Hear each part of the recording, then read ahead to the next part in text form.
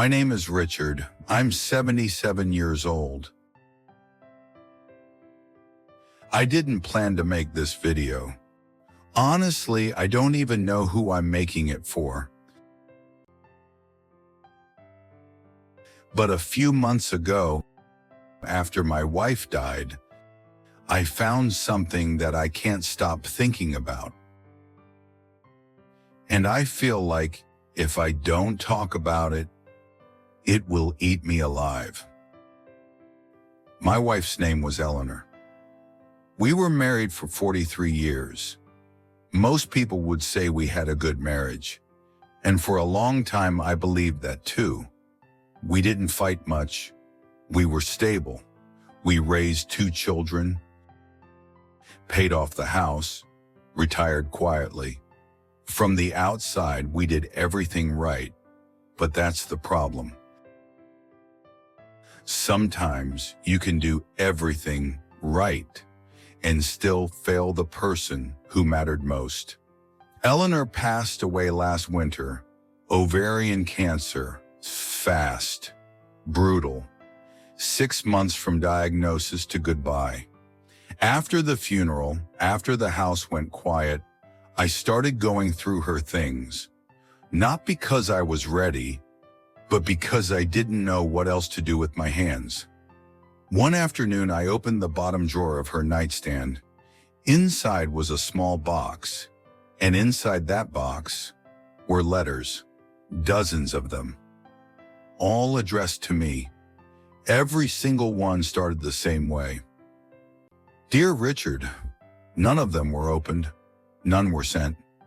At first, I felt confused, then curious, then terrified. I sat on the edge of our bed, the same bed we shared for decades, and I opened the first letter. She wrote about the early years, how much she loved how I used to listen to her, how safe she felt when I'd reach for her hand in public. Then the letters slowly changed. She wrote about loneliness, about feeling like she was living next to me instead of with me. She wrote things she never said out loud. I didn't want to nag you. I didn't want to seem ungrateful. I didn't want to make you feel like you weren't enough. So she stayed quiet. One letter stopped me cold. I miss you, she wrote, even though you're sitting right next to me. I had to put the letter down. Because the truth is, she was right. I was there every day, physically, but emotionally. I checked out years ago. I told myself I was tired. I told myself work was stressful. I told myself this is just what long marriages become. We stopped talking deeply, stopped asking questions, stopped being curious about each other, and instead of fixing it, I got comfortable. Comfortable is dangerous. Comfortable makes you lazy. It convinces you there's always time later. Eleanor wrote about things she wanted to do together, a cooking class, a road trip along the coast, just sitting outside at night and talking like we used to. I remember all these moments, and I remember saying, not tonight. Maybe next month. We'll do it someday. Someday never came. In one of the last letters, written just weeks before she got sick, she wrote, I've accepted that this is the marriage we'll have. I still love you. I just stopped hoping. That sentence destroyed me, because hope didn't die suddenly. It died quietly, over years, and I was the one who let it happen. People tell me now that I was a good husband. I wasn't. I was an adequate husband. I didn't cheat. I didn't leave. I didn't raise my voice. But love requires more than the absence of bad behavior.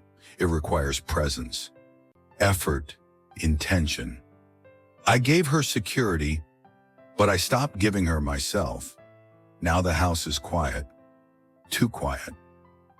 I read one letter every morning, not because it hurts, but because it reminds me of who she really was and of who I failed to be. If you're watching this and you still have your partner, please hear me. Don't wait until love becomes polite. Don't assume silence means peace. Don't think showing up is the same as showing care. Ask questions. Listen. Really listen. Do the small things while they still matter. Because one day you might find letters like these, and no matter how many times you read them, you won't be able to answer back. Eleanor loved me quietly, and I lost her quietly. Don't make the same mistake. Love loudly while you still can.